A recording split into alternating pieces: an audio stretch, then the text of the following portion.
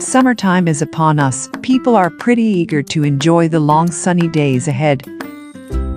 As a kid, nothing was better on a hot summer afternoon than a delicious frozen popsicle.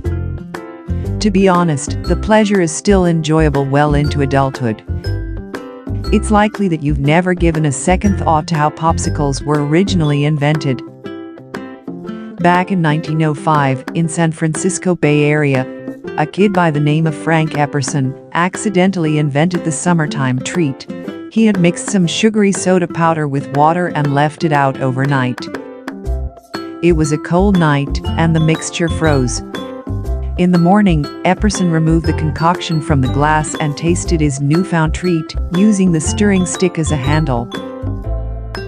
Pleased with his serendipitous invention, he later made them for his friends. He declared it an Epsicle, a blend of icicle and his name, and started selling the treat around his neighborhood. Eventually, Epperson's children urged him to change the ice pop's name to what they called it, a popsicle or popsicle.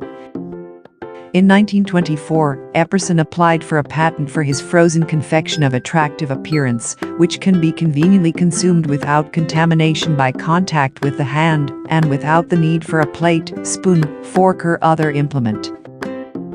The refreshing ice pops were an immediate hit, and later went on to achieve national success, with the first ones sold in a variety of 7 flavors, for just 5 cents each. So there you have it, the backstory to our favorite treats from the good old days. Relive your childhood memories with these delicious icy treats. It's a delightful treat that never disappoints. I hope you liked the video. Please subscribe to the channel for more short videos of amazing facts.